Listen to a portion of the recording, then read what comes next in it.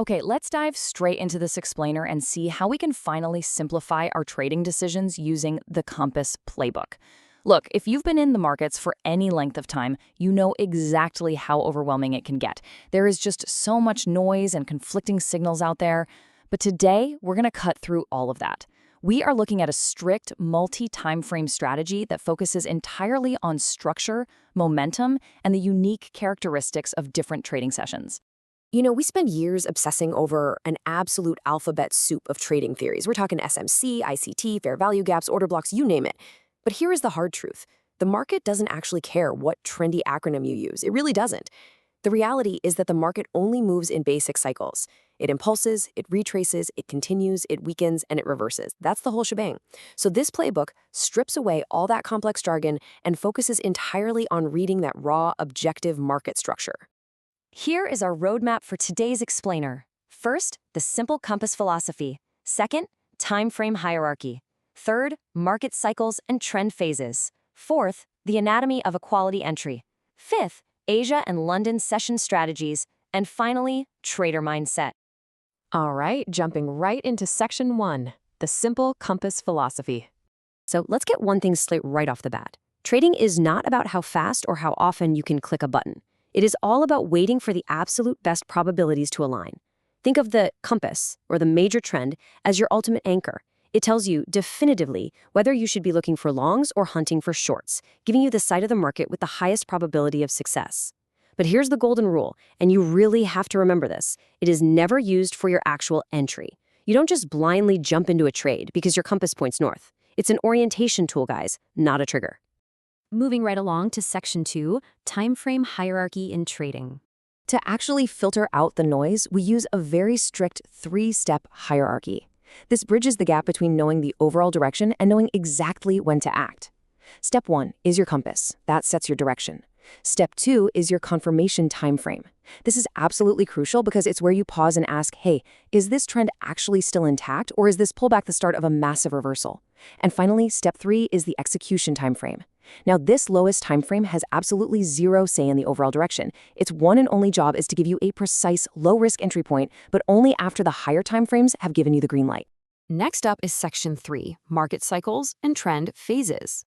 You can have the best time frame alignment in the world, but if you misread the current phase of the market, you are still going to get chopped up. We really have to stop viewing retracements as sudden threats or guaranteed reversals. Instead, think of them as the market simply taking a much-needed breath between impulses. It's exactly like a runner doing a sprint. A runner literally cannot sprint forever without pausing to inhale, right? A strong trend is just an impulse, a retrace, another impulse, and another retrace. Our job isn't to chase the sprint while everyone else is totally exhausted. Our job is to wait patiently for the market to finish taking its breath and then jump in right as the next sprint begins. And that analogy leads us perfectly into the 4 specific phases of a trend, because honestly, not all trends are created equal. The first phase is confirmation. We're basically just checking to see if a breakout is actually being accepted. But phase 2, that's your sweet spot. That's mature momentum. This is where the continuation is the cleanest and it offers the absolute highest quality setups. Then you have phase 3, strong momentum, which is definitely still valid to trade. But you really need to watch out for phase 4.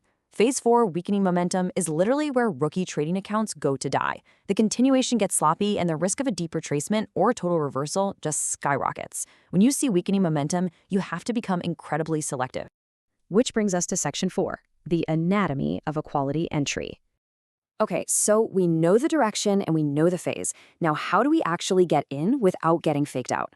A super common trap is treating the very first minor break of structure as a green light to buy or sell. But a strong trend can easily have multiple minor breaks before the retracement is fully finished.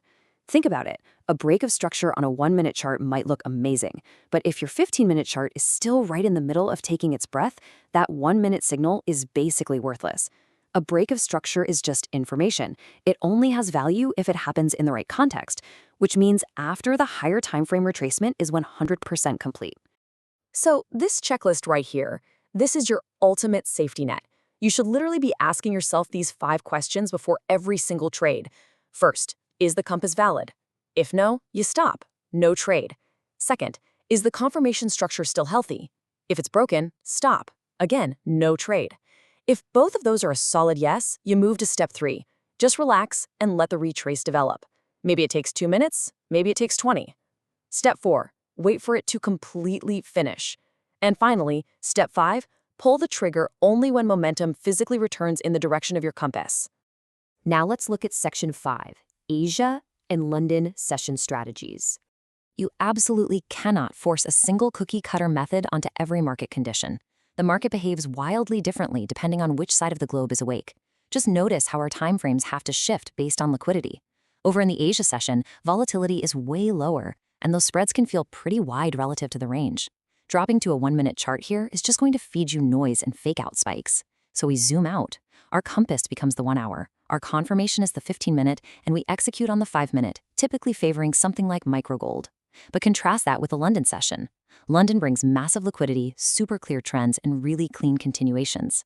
Because of that, we can safely drop our timeframes down. Our compass becomes the 15-minute, confirmation is the 5-minute, and we can zoom our execution all the way down to the 1-minute chart for maximum precision, often trading micro NASDAQ. It's all about matching your timeframe to the session's actual liquidity. Finally, we've reached Section 6, Discipline and Trader Mindset. Listen, you can have the most brilliant framework in the world, but if your mindset is a mess, the whole thing falls apart.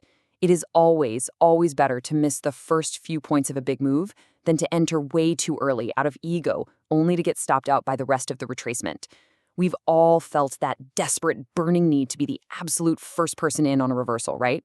Well, that's what we call a fast entry, and it is driven 100% by ego. A quality entry, on the other hand, is process-driven. It takes serious patience to let the market completely finish its breathing cycle, wait for that momentum to actually shift back, and only then enter. Quality entries protect your hard-earned capital. Fast entries just feed your ego. At the end of the day, trading is not about proving to the market that you are right. It is all about disciplined selection. Your edge doesn't come from forcing 50 trades a day. Your edge comes from being highly selective. You wait for the exact conditions we've laid out in this playbook. You aim to catch just one clean, high-quality trend per session. And once that edge has played out, you're done. You walk away. No forcing extra trades, no revenge trading because you're bored. Protect the process, and I promise you, the probabilities will naturally take care of the rest over the long run. Let's tie everything we've talked about today together with a core mantra. The compass determines direction, structure determines location, retrace determines patience, and momentum determines entry. If you can strictly follow those 4 pillars, you will finally stop chasing the market. I want you to take a moment and really reflect on your own habits. Are you genuinely letting the market come to your structural zones, or is the fear of missing out completely dictating your entries? The Compass Playbook gives you the exact map you need, but you are the only one who can supply the patience. So tomorrow morning, when you fire up those charts, are you going to follow the compass, or are you just going to chase the noise? Thanks for joining me on this explainer.